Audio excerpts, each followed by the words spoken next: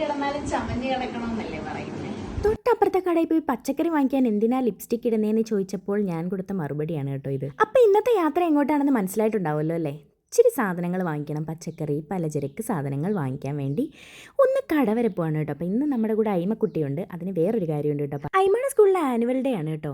അപ്പോൾ അതിന് വേണ്ടിയിട്ട് ഷൂസ് വാങ്ങിക്കണം. അപ്പോൾ ഷൂസ് വാങ്ങിക്കാനുള്ള ഫോട്ടോ നമുക്ക് അയച്ചു തന്നിട്ടുണ്ട് മാം. ആ ഷൂസ് മാക്സിൽ പോയി വാങ്ങാനാണ് പറഞ്ഞേക്കുന്നത്. അപ്പോൾ അത് വാങ്ങിക്കാനാണ് ഫസ്റ്റ് അയിമയുമായിട്ട് പോകുന്നത്.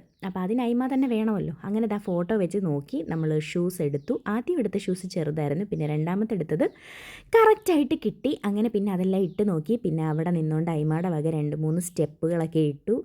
ഷൂസ് ഇട്ട് ഒരുങ്ങിക്കഴിഞ്ഞാൽ പിന്നെ അയിമക്കൊരു ഡാൻസ് മസ്റ്റാണ് കേട്ടോ. പുള്ളിക്കാരിക്ക് പിന്നെ അങ്ങനെ മടിയൊന്നും ഇല്ല കേട്ടോ. ആൾക്കാരുണ്ട് നോട്ടോ, ആരെങ്കിലുമൊക്കെ ശ്രദ്ധിക്കുന്നുണ്ടോ, അങ്ങനെയൊന്നും ഇല്ല കേട്ടോ. പിന്നെ ഈ പിണങ്ങി തിരിഞ്ഞ് നിൽക്കുന്നതിന് വേറൊരു കാരണമുണ്ട് കേട്ടോ. ഈ ഷൂ എടുത്ത് തിരിഞ്ഞപ്പോഴത്തേക്കിനും അവിടെ ഒരു ചെരുപ്പ് കണ്ടു. പുള്ളിക്കാരിക്ക് അത് വേണം. അത് വാങ്ങിക്കാൻ പറ്റത്തില്ല എന്ന് വാപ്പ പറഞ്ഞ് എൻ്റെ പിണക്കമാണ് കാണിച്ചുകൊണ്ട് നിൽക്കുന്നത്.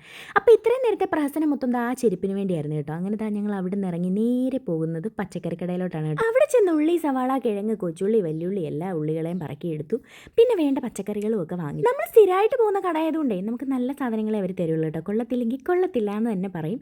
അവിടെ ചെന്നു അയിമ പൊക്കി കേട്ടോ ഒരു ജ്യൂസ്. പിന്നെ കുറേ ഫ്രൂട്ട്സും ഒക്കെ വാങ്ങിച്ചു. അവിടുന്ന് നമ്മൾ സാധനം വാങ്ങിച്ചു കഴിഞ്ഞേ സാധനങ്ങളൊക്കെ അവർ തന്നെ കൊണ്ട് നമ്മുടെ വണ്ടിയിൽ വെച്ച് തരും. വീട്ടിൽ നിന്ന് ഇറങ്ങിയപ്പോൾ അയാൻ പറഞ്ഞു വെച്ച് ഷവർമ വാങ്ങിച്ചുകൊണ്ട് വരണേന്ന്. ഞാൻ പറഞ്ഞു നോക്കട്ടേടാന്ന് പറഞ്ഞ് ഞങ്ങളിങ്ങി പോകുന്നു കേട്ടോ. ഇന്ന് എന്തായാലും ഷവർമ വാങ്ങിച്ചു കൊടുക്കാൻ ഉദ്ദേശിക്കുന്നില്ല. കാരണം വയ്യാതെയൊക്കെ ഇരിക്കുമല്ലേ, വെറുതെ നമ്മൾ റിസ്ക് എടുക്കണ്ടെന്ന് വിചാരിച്ചു.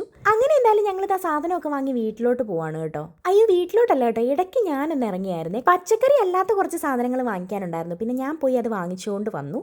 നേരെ വീട്ടിൽ ചെന്നപ്പം ഷവർമ വാങ്ങിക്കാത്തതിൻ്റെതായ ചെറിയ മുഷിപ്പുണ്ടായിരുന്നു. പിന്നെ പറഞ്ഞതൊക്കെ അങ്ങ് സോൾവ് ആക്കി.